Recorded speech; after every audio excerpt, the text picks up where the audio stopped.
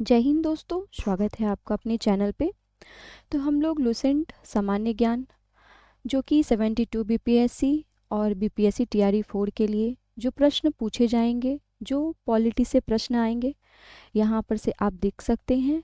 और हम स्टार्ट कर रहे हैं आज से पॉलिटी का एमसीक्यू, जो कि आप लोग ज़रूर से ज़रूर यहाँ पर एमसीक्यू को एक बार प्रैक्टिस करिएगा, क्योंकि एग्ज़ामों में पूछे गए प्रश्न हैं जो कि संभवतः विशेष रूप से यहाँ पे आपको पूछे जा सकते हैं। तो आपका रिवीजन होगा और यह रिवीजन अच्छे से आप लोग करिएगा और कमेंट में ज़रूर बताइएगा कि आप लोगों को सेशन कैसा लगा।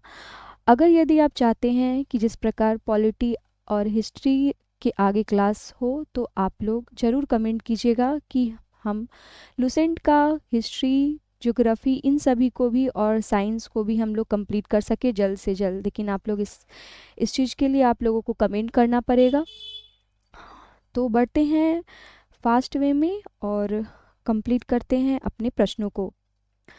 आज का पहला प्रश्न हमारा बनता है भारत का संवैधानिक इतिहास से, जो कि इसका पहला प्रश्न है। B.R. अम्बेडकर और महात्मा गांधी के मध्य सन 1932 में हस्ताक्षरित पूना समझौता में प्रावधान था। तो यह प्रावधान जो था वह था हरिजनों के लिए आरक्षण सहित संयुक्त निर्वाचन क्षेत्र का था। यह समझौता था। ऑप्शन नंबर डी इसका राइट आंसर हो जाएगा। इस चीज़ को व्याख्या न करते हुए आगे बढ़ते हैं, क्योंकि हमारा एग्ज़ाम नज़दीक में है। अगर हम इस चीज़ को व्याख्या करने लगेंगे तो टाइम ज़्यादा लॉस होगा। इससे अच्छा है कि आप लोग भी एमसीक्यू को जल्दी जल्दी ही मिलाइएगा और कमेंट में हमें ज़रूर बताइएगा कि आपका कितना प्रश्न सही हुआ है। वह कौन सा अधिनियम था जिसने भारत में सत्ता ब्रिटिश ईस्ट इंडिया कंपनी में ब्रिटिश क्राउन में स्थानांतरित की थी? तो इसका राइट आंसर क्या हो जाएगा? ऑप्शन नंबर डी, भारत सरकार अधिनियम 1858। अगला प्रश्न है, निम्नलिखित में से किस अधिनियम द्वारा भारत के गवर्नर जनरल को अध्यादेश जारी करने की शक्ति प्रदान की गई? इसका राइट आंसर क्या हो जाएगा? ऑप्शन नंबर बी, भारतीय परिषद अधिनियम 1861। ऑप्शन नंबर बी इसका क्या हो जाएगा? राइट आंसर हो जाएगा। यह सिद्धांत कि स्वतंत्र भारत के लिए नए संविधान को तैयार करना मुख्यतः, यद्यपि अकेले नहीं, खुद स्वयं भारतीयों की जिम्मेदारी होनी चाहिए, पहली बार निम्नलिखित में से किस एक में स्वीकार किया गया था? तो यह था लिलितगो का अगस्त प्रस्ताव। ऑप्शन नंबर 20 का क्या हो जाएगा? राइट आंसर हो जाएगा। अगला प्रश्न है, रेगुलेटिंग एक्ट पारित किया गया था? तो यह 1773 ईस्वी में पारित किया गया था। अगला प्रश्न है हमारा, भारत के गवर्नर जनरल को किस एक्ट के द्वारा अपनी समितियों के निर्माण को अस्वीकार करने का अधिकार मिला है?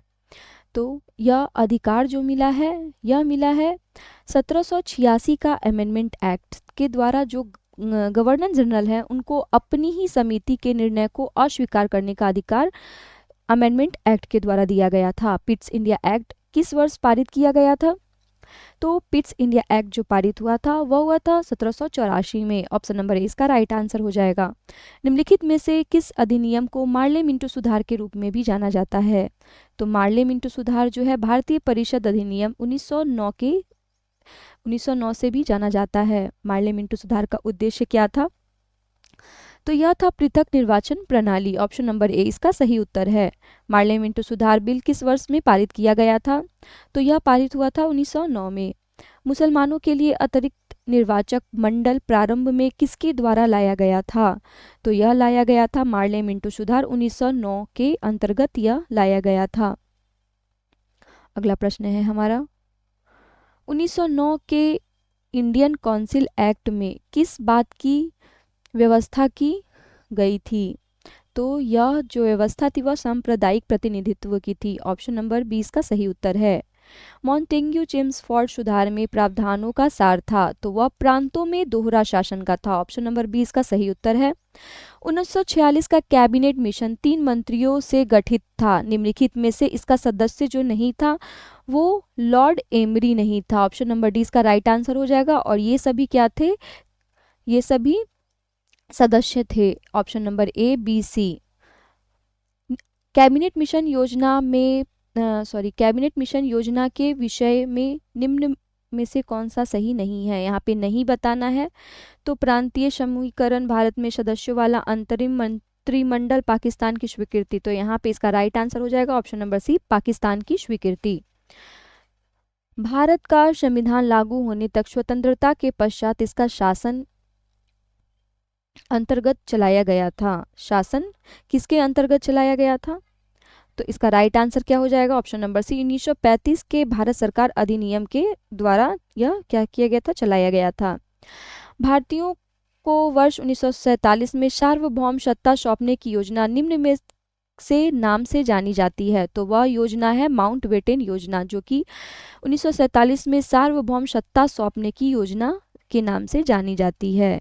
यहाँ पे सुमेलित करना है मार्ले मिंटो सुधार, कौन सुमेलित नहीं है? तो मार्ले मिंटो सुधार सही है। भारत सरकार अधिनियम 1935 सही है। कैबिनेट मिशन संविधान सभा का गठन सही है, लेकिन साइमन कमीशन भारत का विभाजन ये हमारा क्या है? गलत है। अगला प्रश्न है, भारत शासन अधिनियम 1919 के अंतर्गत विधायिका का अंतिम निर्वाचन किस वर्ष किया गया था? 1919 का। इसका राइट आंसर क्या हो जाएगा? 1945। 1945 इसका सही उत्तर हो जाएगा। अगला प्रश्न है, अखिल भारतीय महासंघ स्थापित करने का प्रावधान शामिल किया गया था। तो यह प्रावधान जो किया गया था वह वर्ष 1935 में किया गया था। भारत सरकार अधिनियम 1935 में किया गया था। ऑप्शन नंबर ए इसका राइट आंसर है। निम्न में से किस अधिनियम में द्वैध शासन प्रणाली को स्थापित किया गया था? तो द्वैध शासन प्रणाली वह किया गया था। ऑप्शन नंबर ए। ऑप्शन नंबर ए इसका राइट आंसर हो जाएगा, भारत शासन अधिनियम 1935 के अंतर्गत। संघीय प्रणाली का पहला प्रयास भारत सरकार अधिनियम डैश द्वारा किया गया था। संघीय प्रणाली, तो इसका राइट आंसर क्या हो जाएगा? इसका राइट आंसर हो जाएगा option number C, 1935। Option number C इसका राइट आंसर हो जाएगा 1935। अगला प्रश्न है हमारा, अगला प्रश्न है, प्रांतीय स्वायत्तता शुरू करने के लिए भारत की ब्रिटिश सरकार द्वारा कौन सा अधिनियम पारित किया गया था? तो वह अधिनियम कौन सा था? अधिनियम था वह 1935 का भारत सरकार अधिनियम। इसमें ब्रिटिश सरकार द्वारा अधिनियम पारित किया गया था। भारत में सचिव पद किसके द्वारा निर्मित किया गया था? तो यह किया गया था भारत सरकार अधिनियम 1858। अगला प्रश्न है, किस भारत सरकार अधिनियम के तहत पहली बार विधायिका में कुछ निर्वाचित प्रतिनिधित्व की मंजूरी दी गई थी? तो यह पहली बार विधायिका में जो निर्वाचित प्रतिनिधित्व की मंजूरी दी गई थी वह थी भारत सरकार अधिनियम 1909। भारत सरकार अधिनियम 1935 द्वारा स्थापित संघ में अवशिष्ट शक्तियां किसे दी गई है? संघ की बात की जा रही है, तो वह गवर्नर जनरल को दिया गया था। किस अधिनियम को मॉन्टेग्यू चेम्सफोर्ड सुधार नाम से जाना जाता है? तो वह भारत शासन अधिनियम 1919 के नाम से जाना जाता है। अगला प्रश्न है हमारा, डैश यूनाइटेड किंगडम की संसद का एक अधिनियम है जिसने 1947 में ब्रिटिश भारत को भारत और पाकिस्तान के दो नए स्वतंत्र उपनिवेशों में विभाजित किया था। इसका राइट आंसर क्या हो जाएगा? ऑप्शन नंबर डी, भारतीय स्वतंत्रता अधिनियम के तहत। यहाँ पे सूची 1 को सूची 2 से मिलान करना है, तो इसका राइट आंसर आप देख सकते हैं ऑप्शन नंबर 20 का राइट आंसर हो जाएगा भारत सरकार अधिनियम 1919। ये हो जाएगा प्रांतों में द्वैध शासन, और भारत सरकार अधिनियम 1935 हो जाएगा प्रांतीय स्वायत्तता, और मार्ले मिंटो सुधार हो जाएगा सांप्रदायिक निर्वाचन। भारत परिषद अधिनियम 1861 हो जाएगा हमारा सती प्रथा का अंत, और यहाँ पे भारत सरकार अधिनियम 1858 ब्रिटिश शासन शक्ति में आया। अगला प्रश्न है, डैश का Pitt's India act British east India company के वाणिज्यिक और राजनीतिक कार्यों के बीच अंतर करता है? इसका राइट आंसर क्या हो जाएगा? Option number D, 1784। अगला प्रश्न है हमारा संविधान सभा से। अगला प्रश्न है हमारा संविधान सभा से, जो कि इसमें भी काफ़ी प्रश्न हैं। कितने प्रश्न हैं आपको बता देते हैं। इसमें भी आपको 74 के आसपास प्रश्न हैं। तो बढ़ते हैं संविधान सभा के प्रश्नों की ओर। 1922 ईस्वी में निम्नलिखित में से किसके द्वारा यह उद्गार व्यक्त किया गया कि भारतीय संविधान भारतीयों की इच्छा के अनुसार होगा? तो यह महात्मा गांधी जी के द्वारा कहा गया था। 1924 ईस्वी में किसके द्वारा ब्रिटिश सरकार से यह मांग की गई थी कि भारतीय संविधान के निर्माण के लिए संविधान सभा का गठन किया जाए? तो यह जो किया गया था मोतीलाल नेहरू जी के द्वारा किया गया था 1924 ईस्वी में। संविधान सभा के विचार का औपचारिक रूप से प्रतिपादन किसके द्वारा किया गया था? यहाँ पे औपचारिक रूप से बात की जा रही है तो यह है M.N. रॉय के द्वारा किया गया था औपचारिक रूप से। संविधान सभा को किसने मूर्त रूप प्रदान किया था? मूर्त रूप प्रदान जो किया गया था वह थे जवाहरलाल नेहरू के द्वारा किया गया था। कांग्रेस ने किस वर्ष किसी प्रकार के बाएं हस्तक्षेप के बिना भारतीय जनता द्वारा संविधान के निर्माण की मांग को लेकर प्रस्ताव पारित किया था? तो इसका राइट आंसर क्या हो जाएगा? इसका राइट आंसर हो जाएगा ऑप्शन नंबर सी 1936। 1936 इसका राइट आंसर हो जाएगा। 1938 में किस व्यक्ति ने वयस्क मताधिकार के आधार पर संविधान सभा के गठन की मांग की थी? 1938। तो यहाँ पे इसका क्या राइट आंसर हो जाएगा? और ये यहाँ पे देखेंगे वयस्क मताधिकार की बात की जा रही है, इसीलिए इसका सही उत्तर हो जाएगा जवाहरलाल नेहरू। वर्ष 1942 में किस योजना के तहत यह स्वीकार किया गया कि भारत में एक निर्वाचित संविधान सभा का गठन होगा जो युद्धोपरांत संविधान सभा निर्माण करेगी? तो यह क्रिप्स योजना के तहत किया गया था। अगला प्रश्न है, संविधान सभा के गठन की मांग सर्वप्रथम 1895 में किसके द्वारा प्रस्तुत की गई थी? तो यह प्रस्तुत जो किया गया था बाल गंगाधर तिलक के द्वारा किया गया था 1895 में। भारत की संविधान सभा गठित करने का आधार क्या था? भारत की संविधान सभा गठित करने का जो आधार बताया गया है cabinet mission plan 1946। Option number 20 का राइट आंसर हो जाएगा। संविधान सभा का निर्माण किस योजना के तहत किया गया था? तो कैबिनेट मिशन के द्वारा किया गया था। 1936 में भारतीय राष्ट्रीय कांग्रेस द्वारा संविधान सभा के गठन की मांग कहां पर हुए अधिवेशन में रखी गई? तो यह फैजपुर के अधिवेशन में रखी गई थी। कैबिनेट मिशन योजना के अनुसार संविधान सभा में कुल कितने सदस्य होते थे? तो वह 389 सदस्य होते थे। प्रस्तावित मूल संविधान में कुल सदस्यों का विभाजन किस प्रकार होना निश्चित हुआ था? इसका राइट आंसर हो जाएगा ब्रिटिश प्रांतों में, देशी रियासतों में और मुख्य कमिश्नरी क्षेत्रों में, यानी कि उपरोक्त सभी इसका क्या हो जाएगा? सही उत्तर हो जाएगा। संविधान सभा में विभिन्न प्रांतों के लिए 292 सदस्यों का निर्वाचन होना था। इनमें से कांग्रेस के कितने प्रतिनिधित्व निर्वाचित होकर आए थे? तो इसका राइट आंसर क्या हो जाएगा? 208। ऑप्शन नंबर बी इसका क्या हो जाएगा? राइट आंसर हो जाएगा। अगला प्रश्न है हमारा,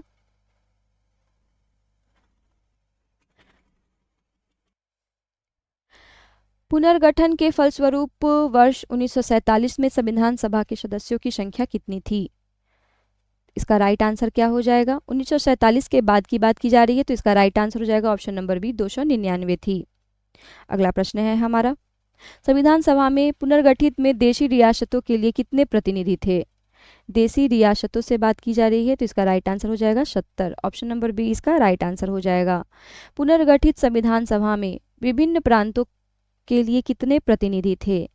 तो ये 229 प्रतिनिधि थे। अगला प्रश्न है, कैबिनेट मिशन योजना के अंतर्गत संविधान निर्मात्री परिषद में प्रत्येक प्रांत की आवंटित सदस्य संख्या निर्धारित करने के लिए एक प्रतिनिधि कितनी जनसंख्या के अनुपात में था? तो वह 10 लाख प्रति व्यक्ति यहाँ पे देखा गया है। संविधान सभा के सदस्यों को निम्न में से कितने प्रत्यक्ष रूप से निर्वाचित किया गया है? इसका राइट आंसर क्या हो जाएगा? इसका राइट आंसर हो जाएगा ऑप्शन नंबर ए प्रांतों की विधानसभा। ऑप्शन नंबर ए इसका राइट आंसर हो जाएगा। संविधान सभा में किस प्रांत का प्रतिनिधित्व सबसे अधिक था? तो सबसे अधिक था संयुक्त प्रांत का था। संविधान सभा में किस देशी रियासत के प्रतिनिधि ने भाग नहीं लिया था? तो यह भाग नहीं लिया गया था हैदराबाद। ऑप्शन नंबर सी इसका राइट आंसर हो जाएगा। B.R. अम्बेडकर का संविधान सभा में निर्वाचन हुआ था, तो यह हुआ था पश्चिम बंगाल से। मुस्लिम लीग ने किस कारण संविधान सभा का बहिष्कार किया था? तो इसका सही उत्तर क्या हो जाएगा? इसका सही उत्तर हो जाएगा मुस्लिम लीग मुसलमानों के लिए एक अलग संविधान बनाना चाहता था, इस वजह से यह बहिष्कार किया गया था। संविधान सभा का चुनाव निम्न में से किस आधार पर हुआ था? इसका राइट आंसर क्या हो जाएगा? संविधान सभा का जो चुनाव हुआ था वह हुआ था वर्गीय मताधिकार पे हुआ था। संविधान सभा के सदस्य प्रतिनिधि थे तो वह जनता द्वारा अप्रत्यक्ष निर्वाचित थे। ऑप्शन नंबर 20 का क्या हो जाएगा राइट आंसर। भारतीय संविधान निर्मात्री सभा, इसमें से चुनना है कि कौन सा कथन है। तो प्रांतीय विधानसभाओं द्वारा परोक्ष रूप से अनुपातिक प्रतिनिधित्व प्रणाली द्वारा चुनी गई थी। भारतीय संविधान को किसने बनाया? तो संविधान सभा के द्वारा बनाया गया था। संविधान सभा के लिए चुनाव कब संपन्न हुए थे? इसका राइट आंसर क्या हो जाएगा? इसका राइट आंसर हो जाएगा ऑप्शन नंबर बी, 1946 ईस्वी में। संविधान सभा, भारतीय संविधान सभा की स्थापना कब हुई? यहाँ पे स्थापना की बात की जा रही है तो यह 9 दिसंबर 1946 को हुई थी। 9 दिसंबर 1946 को क्या हुई थी? स्थापना हुई थी। और बनकर तैयार कब हुआ था? कमेंट में जरूर बताइएगा। संविधान सभा का प्रथम अधिवेशन कहाँ हुआ था? संविधान सभा का प्रथम जो अधिवेशन है वह दिल्ली में हुआ था। ऑप्शन नंबर डी इसका राइट आंसर है। संविधान सभा के उद्घाटन अधिवेशन की अध्यक्षता किसने की थी? इसका राइट आंसर क्या हो जाएगा? ऑप्शन नंबर बी, सच्चिदानंद सिन्हा के द्वारा किया गया था। संविधान सभा के उद्घाटन अधिवेशन की अध्यक्षता जो है सच्चिदानंद सिन्हा जी के द्वारा किया गया था। संविधान सभा का पहला सत्र हुआ था, पहला सत्र 26 जनवरी,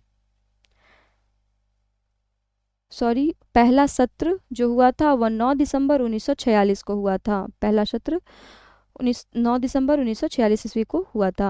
संविधान सभा के अस्थायी अध्यक्ष कौन थे? तो वह सच्चिदानंद सिन्हा थे। ऑप्शन नंबर सी इसका राइट आंसर हो जाएगा। संविधान सभा के अस्थायी अध्यक्ष थे वो डॉक्टर राजेंद्र प्रसाद थे। डॉक्टर राजेंद्र प्रसाद को संविधान सभा का सभापति चुना गया था। तो यह कब चुना गया था? चुना गया था दिसंबर 1946 में। दिसंबर 1946 ईस्वी में राजेंद्र प्रसाद को सभापति चुना गया था। संविधान सभा में के संवैधानिक सलाहकार कौन थे? तो संवैधानिक सलाहकार तो वो BN राव थे, यानी वेनेगल नरसिंह राव थे। ऑप्शन नंबर डी इसका राइट आंसर हो जाएगा। संविधान सभा के चुने हुए अस्थायी अध्यक्ष कौन थे? अस्थायी अध्यक्ष डॉक्टर राजेंद्र प्रसाद और अस्थायी अध्यक्ष थे वह सच्चिदानंद सिन्हा थे। निम्नलिखित में से कौन संविधान सभा का सदस्य नहीं था? तो वह H वेग नहीं थे। ऑप्शन नंबर सी इसका राइट आंसर हो जाएगा। और ये सभी थे संविधान सभा के सदस्य। संविधान के विभिन्न पहलुओं के अध्ययन हेतु संविधान सभा में कितनी समितियां नियुक्त की गई थी? इसका राइट आंसर क्या हो जाएगा? 13। ऑप्शन नंबर सी इसका राइट आंसर हो जाएगा। संविधान सभा के प्रारूप मसविदा समिति की नियुक्ति कब की गई? इसका राइट आंसर क्या हो जाएगा? इसका राइट आंसर हो जाएगा 29 अगस्त 1947। ऑप्शन नंबर सी इसका राइट आंसर हो जाएगा। भारतीय संविधान सभा का प्रारूप समिति के अध्यक्ष थे। तो प्रारूप समिति के अध्यक्ष कौन थे? इसका सही उत्तर है option number C, doctor BR Ambedkar. Option number C इसका राइट आंसर हो जाएगा। संविधान सभा के प्रारूप मसविदा समिति में सदस्यों की संख्या कितनी है? इसका राइट आंसर हो जाएगा 7। ऑप्शन नंबर 7 इसका ऑप्शन नंबर बी इसका राइट आंसर हो जाएगा। निम्नलिखित में से कौन भारतीय संविधान की प्रारूपण समिति के सदस्य नहीं है? प्रारूप समिति के जो सदस्य नहीं हैं वह हैं डॉक्टर राजेंद्र प्रसाद। प्रारूप मसविदा समिति का सदस्य नहीं है, यहाँ पे भी बताना है, तो वह जवाहरलाल नेहरू जो हैं वह नहीं है। ऑप्शन नंबर ए इसका राइट आंसर हो जाएगा। अगला प्रश्न है, संविधान की प्रारूप समिति के समक्ष प्रस्तावना का प्रस्ताव किसने रखा था? तो प्रस्तावना का जो प्रस्ताव रखा गया था वह रखा गया था जवाहरलाल नेहरू के द्वारा। ऑप्शन नंबर डी इसका राइट आंसर हो जाएगा। संविधान सभा में सभी निर्णय किस आधार पर लिए गए थे? तो सहमति और समायोजना के द्वारा लिए गए थे। उद्देश्य प्रस्ताव जो प्रस्तुत किया गया था, उद्देश्य प्रस्ताव वह जवाहरलाल नेहरू के द्वारा किया गया था। भारतीय संविधान सभा की संघीय शक्ति समिति के अध्यक्ष कौन थे? संघीय समिति के अध्यक्ष जो थे वह थे Pandit Jawaharlal Nehru. Option number D इसका राइट आंसर हो जाएगा। अगला प्रश्न है हमारा, भारतीय संविधान को अपनाया गया था, तो वह अपनाया गया था संविधान सभा के द्वारा अपनाया गया था। भारत को एक संविधान देने का प्रस्ताव संविधान सभा द्वारा पारित किया गया था। तो यह जनवरी 22, 1947 को किया गया था। संविधान देने का प्रस्ताव संविधान सभा के द्वारा 22 जनवरी 1947 को पारित किया गया था। संविधान निर्मात्री सभा में राष्ट्र ध्वज संबंधी तटस्थ समिति के अध्यक्ष थे, वह थे डॉक्टर राजेंद्र प्रसाद थे। और राष्ट्रीय ध्वज को प्रारूप किस दिन स्वीकार किया गया था? तो यह 22 जुलाई 1947 को स्वीकार किया गया था। संविधान सभा द्वारा राष्ट्रीय ध्वज किस तिथि को अपनाया गया था? यहाँ पे तिथि की बात की जा रही है। इसका राइट आंसर हो जाएगा 22 जुलाई 1947 को ही यहाँ पर अपनाया गया था और स्वीकार भी किया गया था। संविधान सभा ने संविधान को अंतिम रूप से किस दिन पारित किया था? तो वह था दिन 26 नवंबर 1949 को। संविधान सभा अंतिम रूप से किस दिन आखिरी बार मिली? तो यह था 24 जनवरी 1950, जो कि अंतिम रूप से यहाँ पर आखिरी बार मिली थी। अंतिम बार यहाँ पे हस्ताक्षर किया गया था 24 जनवरी 1950 को। संविधान सभा के कितने उपस्थित सदस्यों ने संविधान पर हस्ताक्षर किया था? तो हस्ताक्षर जो किया गया था वह 284 था। ऑप्शन नंबर बी इसका सही उत्तर है। संविधान सभा द्वारा अंतिम रूप से पारित संविधान में कुल कितने अनुच्छेद और अनुसूचियां हैं? तो 395 अनुच्छेद और 8 अनुसूचियां हैं। संपूर्ण भारतीय संविधान निर्माण में संविधान सभा को कितना समय लगा था? 2 वर्ष 11 माह 18 दिन का समय लगा था। किस दिन संविधान सभा का अंतरकालीन सदस्य रूप में अभिभार्व हुआ था? तो वह 26 जनवरी 1950 में हुआ था। जिस संविधान सभा द्वारा भारत के संविधान का अधिनियम किया गया उसके सदस्य कौन थे? तो विभिन्न प्रांतों की विधानसभाओं द्वारा नामित जो थे वही थे भारत के संविधान का अधिनियम और वो सदस्य थे। भारत के लिए संविधान सभा की रचना हेतु संविधान सभा का विचार निम्न में से सर्वप्रथम किसने प्रस्तुत किया था? तो वह स्वराज पार्टी ने 1924 में किया था। भारतीय संविधान सभा के प्रथम दिन के अधिवेशन की अध्यक्षता इन्होंने की थी। तो प्रथम दिन की अध्यक्षता की बात की जा रही है तो वह डॉक्टर सच्चिदानंद सिन्हा के द्वारा किया गया था, जो कि वह अस्थायी अध्यक्ष के रूप से जाने जाते हैं। जवाहरलाल नेहरू ने भारत की संविधान सभा किस बैठक में उद्देश्य प्रस्ताव रखा था? उद्देश्य प्रस्ताव जो है संविधान सभा की किस बैठक में? तो वो तीसरी बैठक में था। भारत की संविधान सभा के संबंध में निम्नलिखित कथनों पर विचार करना है। संविधान सभा का अंतिम अधिवेशन 24 जनवरी 1950 को हुआ था। ये कथन क्या है? सही है। और इस अंतिम अधिवेशन में डॉक्टर राजेंद्र प्रसाद भारत के राष्ट्रपति पद पर विधिवत निर्वाचित घोषित किए गए थे। और ये भी प्रश्न क्या है? हमारा सही है, इसीलिए ऑप्शन नंबर 20 का क्या होता है? राइट आंसर हो जाता है।